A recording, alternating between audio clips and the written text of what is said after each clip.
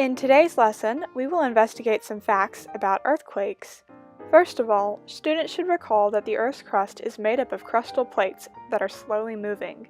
Almost all earthquakes occur at the edges of these crustal plates.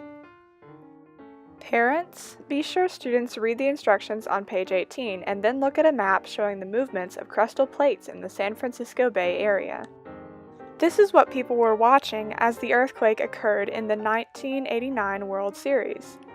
ABC announcers were highlighting the previous game when it hit. In the aftermath, you can see people wondering what to do. There were few cell phones at this time, so communication was limited. Like most of San Francisco, Candlestick Park withstood the impact. The stadium was built on bedrock. It had recently been reinforced.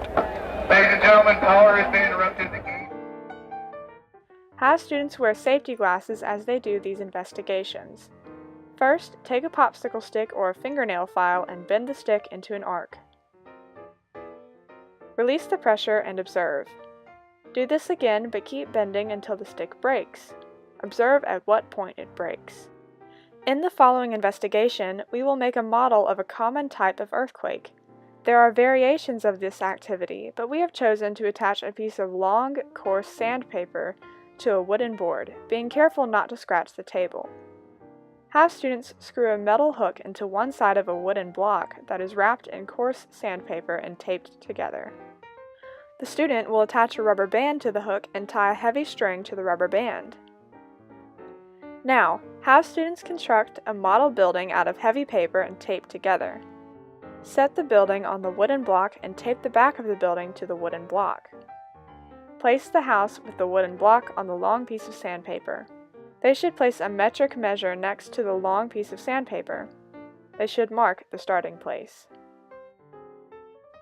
Have students slowly and steadily pull the block across the sandpaper. The rubber band will begin to stretch, but continue to exert pressure on the block until it moves. Measure the distance the rubber band stretches before the block moves. Students should observe what happens when the block moves. They should try to determine if the block moves forward smoothly or if it surges forward suddenly. They should describe what happens to the building as the block first moves. Have students observe a rubber band that is stretched around stationary objects, pulled back, and suddenly released. They should observe how long it continues to vibrate. Help students to relate this activity to a real earthquake. If two plates are moving in opposite directions, or if one plate is moving and the other one is not, the rocks may get stuck for a period of time. If pressure on the locked together rocks continue to build up, they may suddenly break free, resulting in an elastic rebound and an earthquake.